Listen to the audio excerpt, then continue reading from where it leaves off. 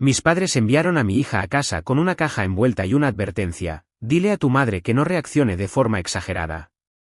Mi hija estaba temblando cuando me la entregó. La abrí e inmediatamente llamé a la policía. Mi mejor amiga Rachel llegó justo cuando un oficial entraba a la casa. Luego mi esposo llegó a casa, vio a la persona que estaba a mi lado y se puso pálido. ¿Qué hace él aquí? Mi nombre es Claire Donovan. Tengo 36 años y aprendí que un regalo puede verse hermoso por fuera y aún así contener algo lo suficientemente cruel como para cambiar a una familia para siempre. Aquella tarde, mi hija llegó a casa mucho antes de lo previsto. Escuché la puerta principal abrirse, luego un pequeño sonido proveniente del pasillo. No fue un grito, ni siquiera un sollozo. Fue solo ese tipo de respiración entrecortada que hace un niño cuando intenta con todas sus fuerzas ser valiente. Cuando me di la vuelta, ella estaba allí parada con su abrigo de invierno todavía puesto, sus ojos hinchados de tanto llorar y una caja envuelta en papel plateado apretada contra su pecho. Ella no corrió hacia mí primero. Sostuvo la caja como si fuera demasiado pesada para sus manos pequeñas, a pesar de que apenas era más grande que una caja de zapatos. Le pregunté qué había pasado, pero ella solo sacudió la cabeza y susurró que ellos le dijeron que me la entregara y que no permitiera que yo reaccionara de forma exagerada. Ese fue el momento en que mi estómago se heló. Mis padres habían juzgado mi matrimonio, mi trabajo, mi hogar y casi todas las decisiones que yo había tomado. Pero usar a mi hija como mensajera era algo diferente. La senté en el sofá, revisé su rostro, sus brazos, sus manos y le prometí que estaba a salvo. Luego abrí la caja. Al principio, no podía entender lo que estaba viendo. Entonces vi los trozos rotos, las marcas rojas, la nota doblada debajo y algo escondido en el interior que nunca debería haber estado cerca de un niño. Alcancé mi teléfono incluso antes de llamar a mi esposo. Para cuando llegó mi mejor amiga, un oficial ya estaba entrando en mi sala de estar. Y justo cuando pensé que se había descubierto la peor parte, mi esposo llegó a casa, se quedó congelado en la entrada y miró fijamente a la persona que estaba parada a mi lado. Su rostro se puso pálido mientras decía: ¿qué hace él aquí? Antes de contarte qué había dentro de esa caja y por qué esa frase lo cambió todo, dime cómo está el clima donde te encuentras hoy. ¿Está tranquilo o sientes que también se avecina una tormenta? Quédate conmigo hasta el final porque esta es la historia del día en que dejé de intentar mantener la paz con personas que estaban dispuestas a asustar a mi hija para controlarme a mí. Para entender por qué no traté esa caja como un simple malentendido familiar, necesitas entender el tipo de casa de la que provengo. Desde fuera, mi infancia parecía perfectamente normal. Teníamos una casa limpia en un vecindario tranquilo a las afueras de Madison, Wisconsin. Fotos familiares en la pared del pasillo, ropa de iglesia los domingos y padres que sabían exactamente cómo sonreír cuando otras personas estaban mirando.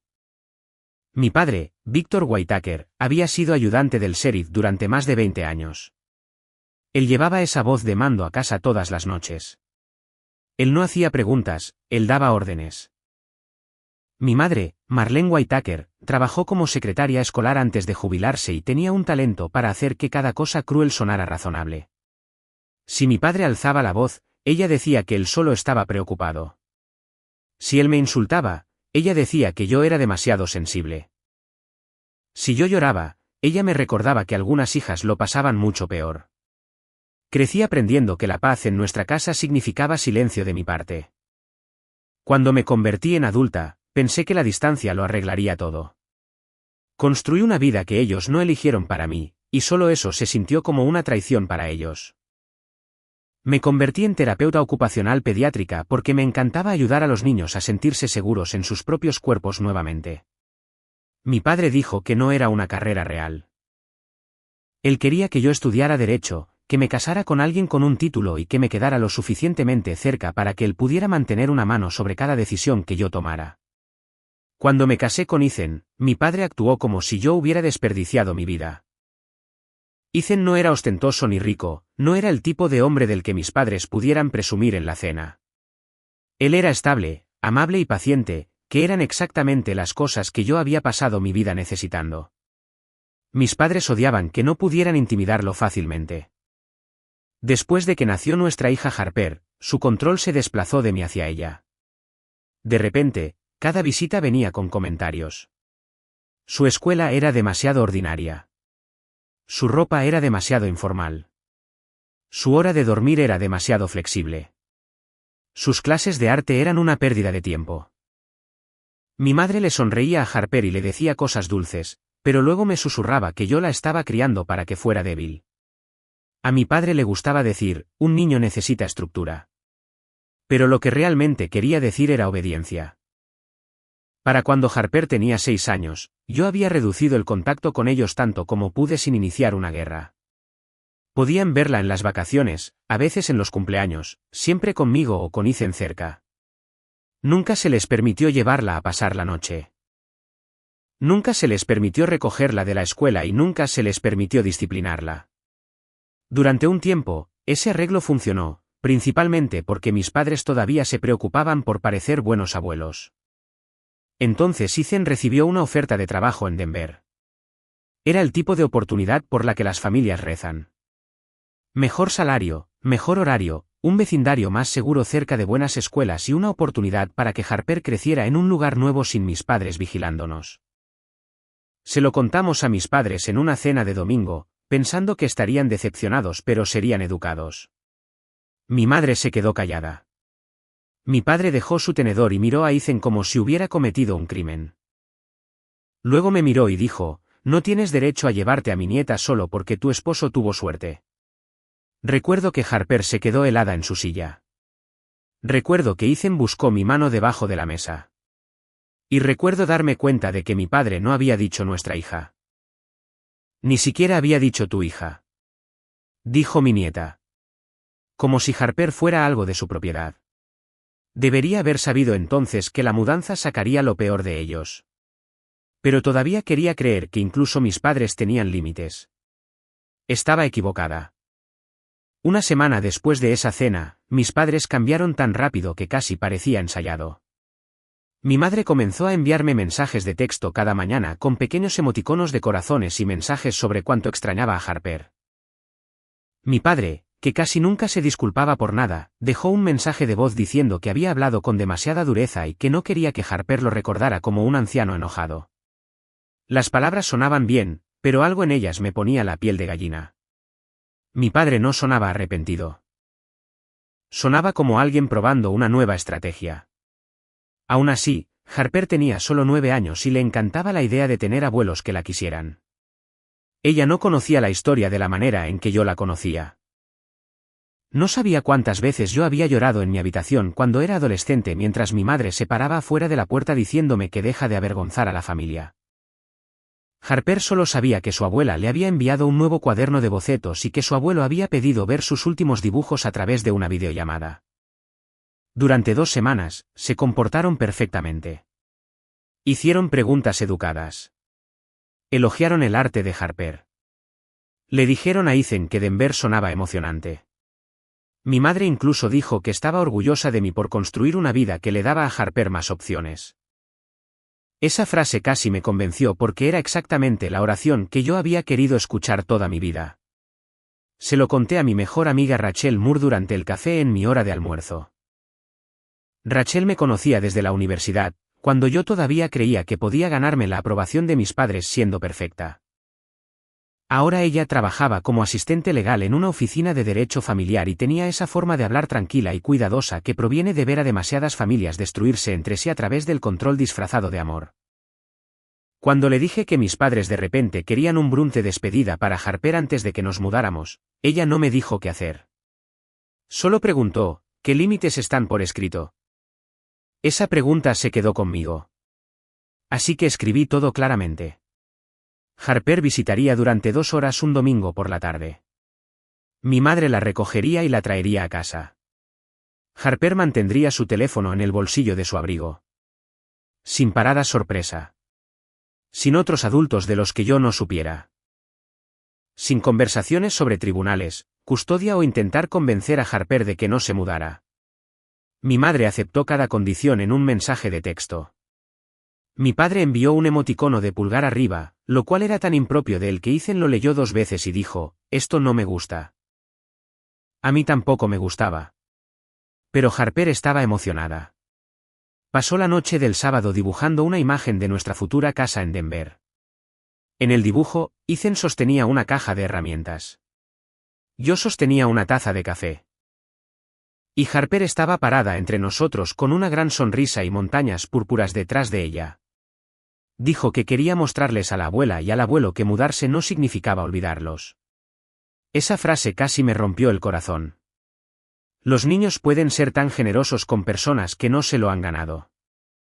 El domingo, mi madre llegó exactamente a tiempo. Abrazó a Harper con demasiada fuerza, elogió su cabello y me dijo que no me preocupara porque solo querían una tarde pacífica. Mi padre se quedó en el auto. Observé desde el porche mientras Harper subía al asiento trasero con su carpeta de dibujos en su regazo. Antes de que el auto se alejara, ella se dio la vuelta y me saludó a través de la ventana. Yo le devolví el saludo, tratando de ignorar la sensación de pesadez en mi pecho. Ethan había ido a la oficina para terminar el papeleo para el traslado a Denver, así que yo estaba sola en casa. Mantuve mi teléfono a mi lado mientras doblaba la ropa y respondía correos electrónicos. Al principio, mi madre envió una foto de Harper sentada a la mesa de su cocina con un plato de panqueques. Harper se veía un poco rígida, pero estaba sonriendo.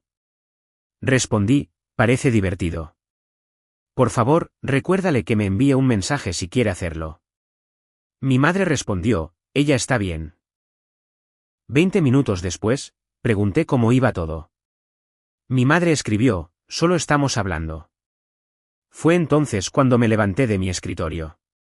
Solo hablando podía significar cualquier cosa en mi familia. Llamé a Harper, pero la llamada fue al buzón de voz. Estaba buscando mis llaves cuando sonó el timbre. Había pasado menos de una hora desde que Harper se fue. Cuando abrí la puerta, ella estaba allí sola, llorando con una caja plateada en sus manos. Durante un segundo, no pude moverme. Mi cerebro notó los detalles antes de entender el peligro. El abrigo de Harper estaba mal abrochado. Una de sus botas estaba desatada. Su carpeta de dibujos había desaparecido. Sus mejillas estaban mojadas. Y sostenía esa caja con tanta fuerza que sus nudillos se habían vuelto blancos. Detrás de ella, el auto de mi madre ya estaba desapareciendo por la calle. No había acompañado a Harper hasta la puerta. No me había llamado. Había dejado a mi hija llorando en mi porche y se había ido. Metí a Harper y cerré la puerta con llave. Se quedó en la entrada como si tuviera miedo de dar un paso más, y eso me asustó más que las lágrimas. Harper era una niña sensible, pero no era dramática. No lloraba para llamar la atención. Si estaba temblando de esa manera, alguien la había hecho sentir insegura. Me arrodillé frente a ella y mantuve mi voz suave. Le pregunté si alguien la había tocado, si estaba herida, si necesitaba un médico. Sacudió la cabeza negando. Pero sus ojos seguían volviendo a la caja. Finalmente, la empujó hacia mí y susurró, dijeron que esto era para ti. Dijeron que no la abriera hasta que llegara a casa. Pregunté, ¿quién dijo eso? Ella tragó saliva y dijo, el abuelo. Luego añadió, la abuela dijo que podrías molestarte porque no te gusta escuchar la verdad. Sentí que algo dentro de mí se quedaba muy quieto. Tomé la caja y la puse sobre la mesa junto al sofá, pero Harper me agarró de la manga antes de que pudiera abrirla. Ella dijo, mamá, estaban hablando de mí como si yo no estuviera allí. Me senté a su lado, envolví una manta alrededor de sus hombros y le dije que podía contármelo despacio. Dijo que el brunch comenzó normalmente. Panqueques, jugo de naranja, preguntas sobre Denver. Luego mi padre preguntó si realmente quería mudarse o si Ethan y yo la habíamos obligado a decir eso. Harper le dijo que quería estar donde estuvieran sus padres.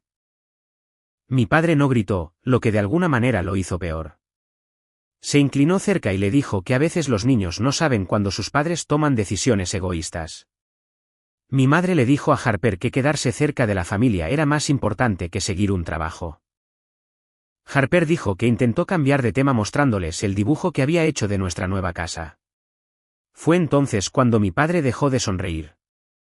Preguntó por qué había dibujado montañas en lugar de a sus abuelos. Harper le dijo que era porque el dibujo trataba sobre Denver. Mi madre le quitó la carpeta de dibujos y le dijo que era demasiado joven para entender cuánto estaba lastimando a la gente. Luego mi padre salió de la habitación con la carpeta. Harper dijo que escuchó papel rompiéndose desde el pasillo. Cuando regresó, sostenía la caja plateada. Mi madre ya le había puesto el abrigo a Harper. Mi padre colocó la caja en las manos de Harper y dijo, «Dale esto a tu madre. Dile que no reaccione de forma exagerada. Dile que esto es lo que sucede cuando la gente olvida a dónde pertenece». Harper comenzó a llorar en el auto, pero mi madre no la consoló. Solo dijo, «Tu madre necesita un llamado de atención». Luego dejó a Harper en la acera y se alejó. Yo quería gritar. Quería llamar a mi madre y exigir respuestas. Pero Harper me miraba como si mi reacción fuera a decidir si ella estaba a salvo. Así que hice lo más difícil que una madre puede hacer cuando su hijo ha sido herido. Me mantuve tranquila. Le dije a Harper que no había hecho nada malo. Le dije que los adultos nunca deberían usar a los niños para entregar mensajes aterradores. Le dije que la caja podía esperar hasta que se sintiera lista. Ella asintió, pero siguió mirándola fijamente. Luego dijo, «Creo que hay algo malo adentro». Le envié un mensaje de texto a Rachel con una mano, «Por favor ven ahora». Algo pasó con mis padres. Luego moví la caja al mostrador de la cocina, lejos de Harper, y respiré profundamente. El envoltorio era ordenado, casi elegante. Papel plateado con una cinta blanca. Eso lo hacía sentir aún más inquietante. La crueldad no debería venir vestida como un regalo. Desaté la cinta primero. Harper hundió su rostro en la manta. Retiré el papel. Adentro había una caja de cartón blanca. Encima había una nota doblada con mi nombre escrito con la letra cuadrada de mi padre. Debajo de la nota, vi papel roto, rayas de marcador rojo y la esquina del dibujo de Harper. Entonces escuché un pitido débil desde el interior de la caja. Suave, constante y perturbador. Le dije a Harper que se quedara en el sofá y que no tocara nada. Mi voz sonaba tranquila, pero mis manos temblaban tanto que tuve que dejar la caja. Tomé fotos antes de mover el contenido porque, en algún lugar profundo de mi ser, una parte práctica de mi cerebro sabía que esto era evidencia. Lo primero que saqué fue el dibujo de Harper, o lo que quedaba de él. Mi padre lo había roto en tiras y luego había colocado las piezas de nuevo en la caja como un rompecabezas por el que quería que yo sufriera. La parte con el rostro de Ethan estaba arrancada. La parte conmigo tenía marcador rojo sobre la boca. El pequeño cuerpo dibujado de Harper estaba recortado por completo y colocado en el fondo, separado de nosotros. Había visto comportamientos controladores toda mi vida, pero verlos dirigidos a mi hija hizo que mi pecho ardiera. Debajo del papel estaba el conejo de peluche de Harper, el que accidentalmente había dejado en casa de mis padres hacía 3 meses. Ella había preguntado por él 2 veces y mi madre dijo que no podía encontrarlo. Ahora estaba en la caja con el vientre cortado y cosido de nuevo con un hilo negro grueso. Se había garabateado con marcador rojo alrededor de las puntadas para que pareciera sangre. Escuché a Harper hacer un pequeño sonido detrás de mí y giré la caja para que no pudiera ver. Fue entonces cuando volvió el pitido. Sostuve el conejo más cerca, presioné suavemente a lo largo de la costura y sentí algo duro adentro. Rachel llegó justo cuando yo estaba usando las tijeras de cocina para abrir las horribles puntadas. Miró mi rostro una vez y cerró la puerta detrás de ella sin hacer preguntas. Saqué un pequeño dispositivo negro no más grande que una llave de auto. Rachel lo miró fijamente y dijo, «Claire, eso parece un rastreador».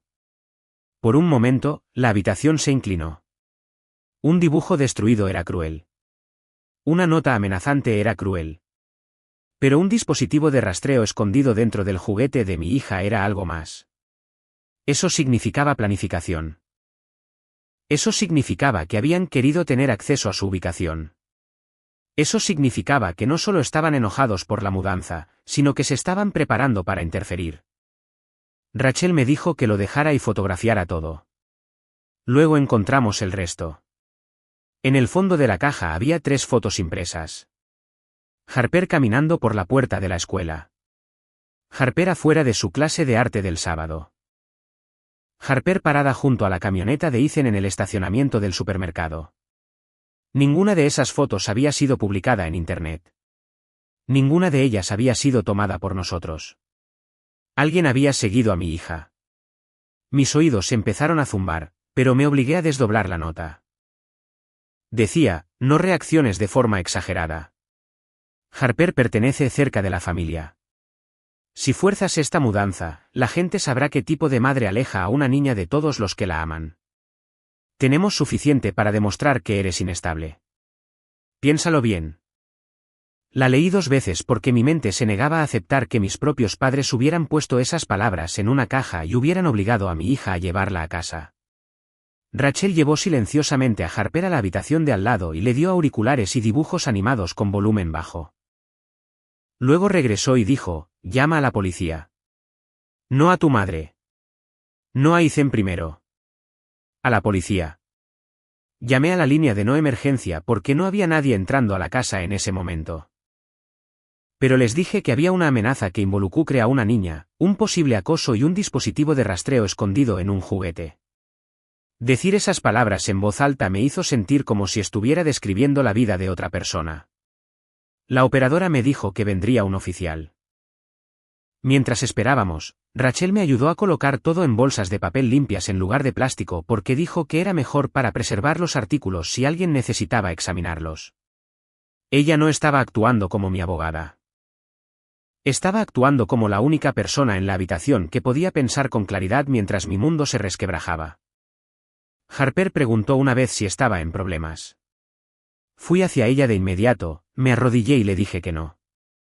Le dije que los adultos que la asustaron eran los que habían hecho algo malo. Ella susurró, el abuelo dijo que estarías enojada conmigo si lloraba. Esa frase dolió más que la nota. Le dije que llorar era su cuerpo diciendo la verdad. Cuando llegó el oficial Daniel Price, no me ignoró de la manera que yo temía. Pidió ver la caja, la nota, las fotos y el dispositivo. Su expresión cambió cuando vio las fotos de Harper en la escuela. Le hizo a Harper algunas preguntas amables conmigo a su lado. Ella le contó sobre el brunch, el dibujo roto y que mi padre decía que su madre solo escuchaba cuando tenía miedo. El oficial Price escribió eso lentamente. Entonces llamaron a la puerta. No fue suave. Fueron 3 golpes fuertes, como si la persona de afuera creyera que la puerta todavía le pertenecía. Miré por la mirilla y vi a mi padre en el porche. Su mandíbula estaba apretada, sus ojos fríos. Antes de que yo pudiera hablar, llamó a través de la puerta, Claire, sé que llamaste a la policía. Abre antes de que avergüences a esta familia más de lo que ya lo has hecho. El oficial Price dio un paso adelante y me dijo que abriera la puerta solo si me sentía segura. Rachel llevó a Harper al pasillo. La abrí con la cadena puesta. Mi padre miró más allá de mí, vio al oficial y sonrió como si todo esto estuviera por debajo de él. Dijo que había venido a explicar un asunto familiar. El oficial Price le dijo que retrocediera. Mi padre no lo hizo. Dijo, soy su padre. Tengo derecho a estar aquí. Ese fue el momento exacto en que la camioneta de Ethan entró en la entrada. Ethan entró por la puerta, todavía con su chaqueta de trabajo, sosteniendo sus llaves en una mano y su teléfono en la otra. Solo había logrado enviarle 3 palabras antes de que saliera de la oficina, ven a casa ahora. Él esperaba encontrarme alterada. Esperaba quizás una pelea con mis padres. No esperaba encontrar a un oficial de policía en nuestra sala de estar, a Rachel parada cerca del pasillo como un perro guardián y a mi padre dentro de nuestra casa con esa misma expresión de suficiencia que usaba siempre que pensaba que ya había ganado. Ethan se detuvo tan repentinamente que la puerta casi golpeó su hombro. Su rostro se puso pálido. No enojado al principio, solo pálido. Luego me miró y dijo, ¿qué hace él aquí?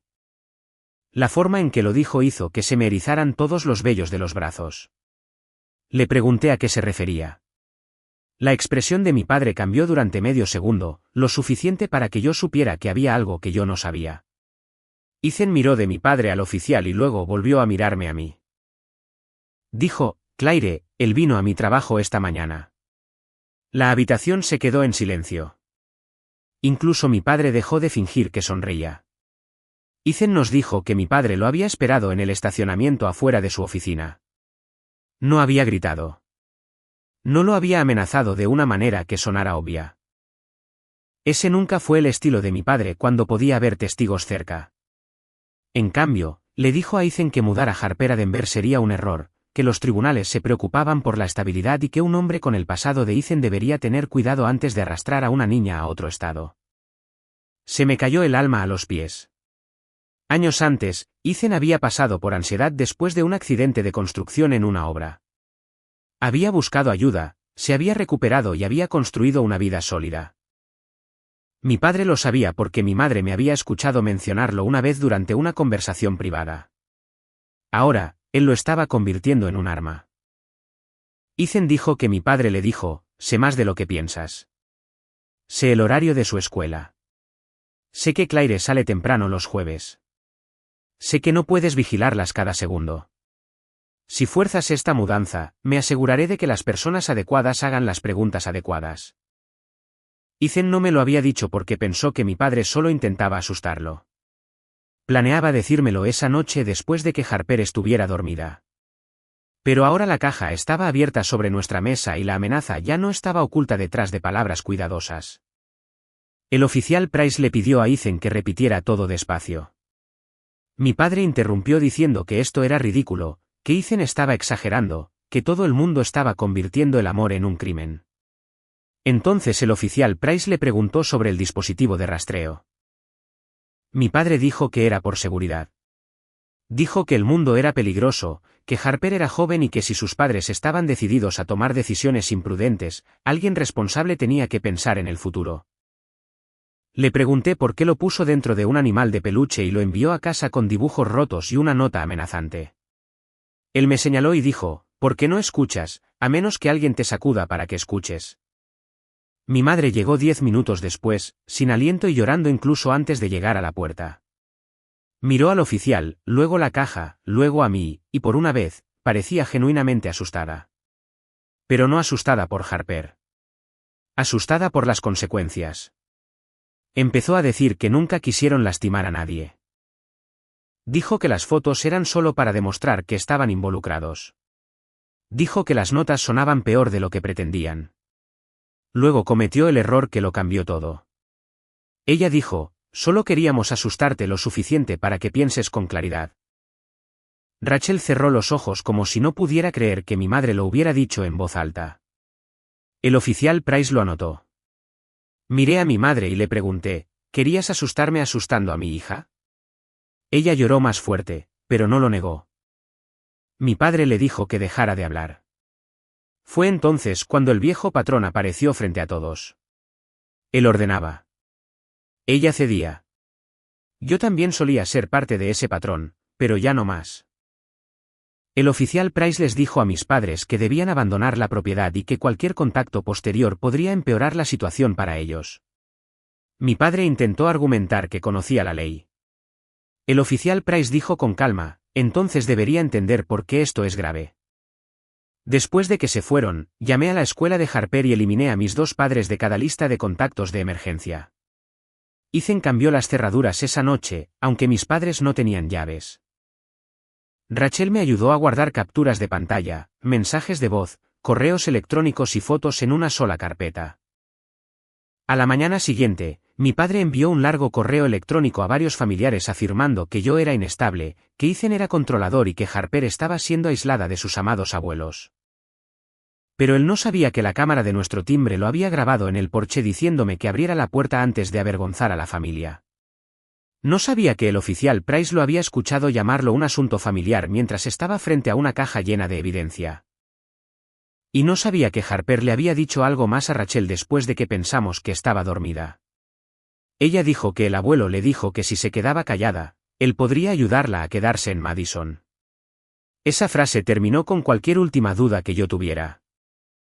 2 días después, hubo una reunión familiar en casa de mi tía. No porque yo quisiera la paz, sino porque mis padres ya habían empezado a difundir mentiras y yo quería que la verdad se dijera una vez claramente con testigos. Mi padre llegó confiado. Mi madre llegó luciendo pequeña. Ethan se sentó a mi lado. Rachel también vino. No como abogada, sino como la persona que había visto la caja antes de que nadie pudiera afirmar que yo lo había inventado. Mi padre comenzó con un discurso sobre los derechos de la familia. Lo dejé hablar. Luego Ethan reprodujo la grabación del timbre. Después de eso, Rachel colocó fotos impresas de la caja, la nota y el rastreador sobre la mesa. Nadie defendió a mi padre. Ni una sola persona. El rostro de mi padre se puso rojo. Golpeó la mesa con la mano y gritó: «¡Ella es mi nieta!». Me puse de pie, lo miré a los ojos y dije: «No, ella es mi hija y nunca volverás a usarla para controlarme». Esa reunión fue la última vez que mi padre estuvo en la misma habitación que Harper. A la mañana siguiente, Ethan y yo solicitamos una orden de protección temporal con la ayuda de un abogado local que Rachel recomendó. Llevamos todo: la nota, las fotografías, el dispositivo de rastreo, la grabación del timbre, capturas de pantalla de los correos electrónicos de mi padre, la declaración escrita del oficial Price, la declaración de Ethan sobre la amenaza en el estacionamiento, y lo más doloroso, el propio relato de mi hija sobre lo que sucedió en el brunch. Odié que las palabras de Harper tuvieran que convertirse en parte de un expediente, pero me recordé a mí misma que proteger a un niño a veces significa documentar la verdad, incluso cuando duele leerla. El tribunal otorgó restricciones temporales mientras se revisaba el caso. Mis padres no tenían permitido contactar a Harper, venir a nuestra casa, acercarse a su escuela ni enviar regalos a través de familiares. Esperaba que mi madre suplicara. Esperaba que mi padre rabiara. Lo que no esperaba era lo rápido que su imagen perfecta comenzó a desmoronarse.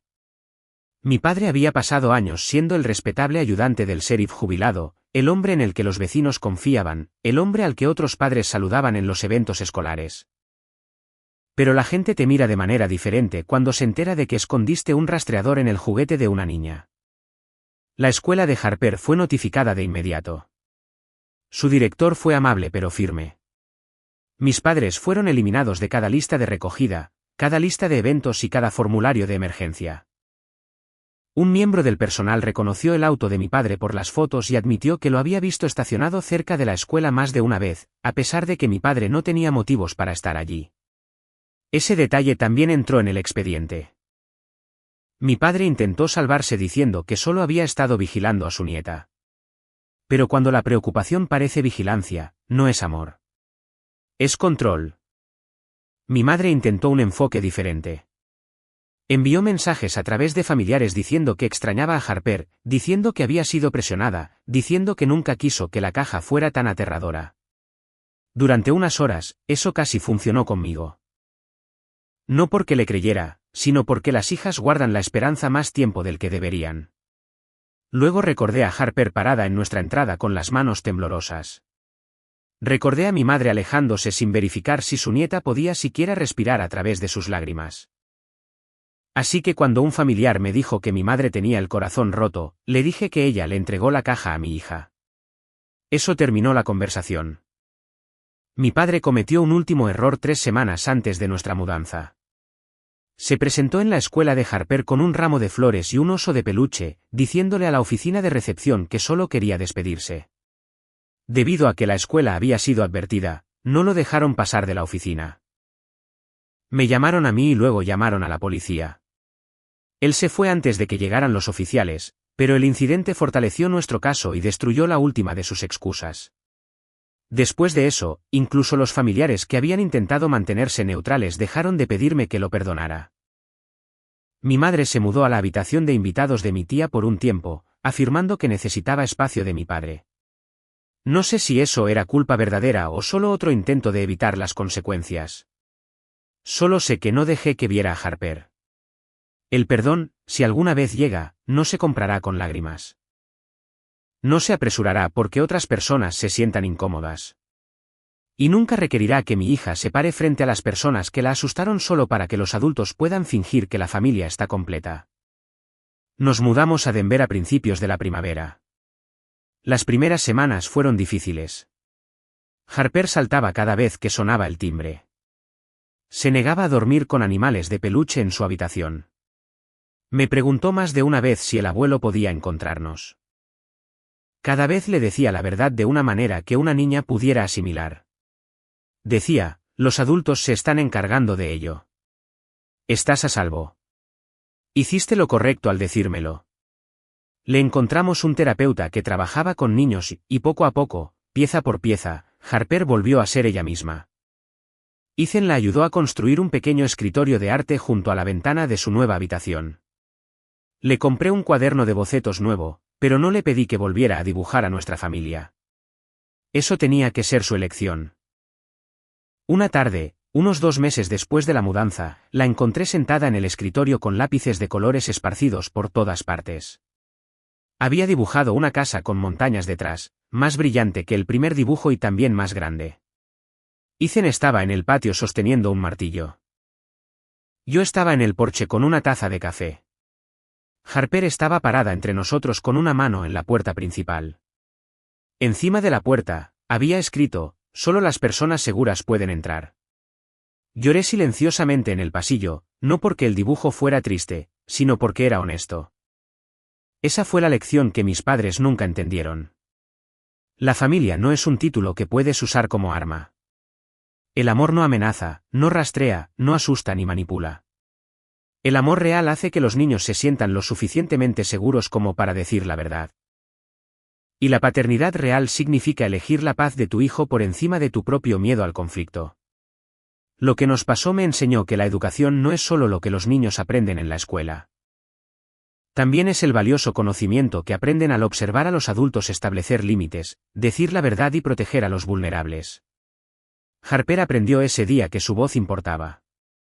Yo aprendí que mantener la paz con personas dañinas puede costarle a un niño su sentido de seguridad. Y Ethan aprendió que el silencio, incluso cuando se busca proteger a alguien, puede dejar el peligro en la oscuridad demasiado tiempo. No somos una familia perfecta, pero ahora somos una familia más segura. Mis padres querían usar el miedo para mantenernos cerca. En cambio, el miedo me mostró exactamente qué tan lejos necesitábamos ir. Y si alguien que esté escuchando alguna vez ha sido informado de que establecer límites te hace cruel, recuerda esto. Los límites no destruyen a las familias saludables. Revelan que relaciones dependían de tu silencio para sobrevivir. Nuestro equipo trabaja duro para crear historias de venganza que transmitan emoción, conflicto y un mensaje en el que los espectadores puedan pensar realmente después de que termine el vídeo. Esta historia es completamente ficticia y fue escrita únicamente para compartir lecciones a través de una narrativa entretenida. Esperamos que anime a los espectadores a valorarse a sí mismos, proteger su paz y nunca dejar que las personas tóxicas definan su realidad.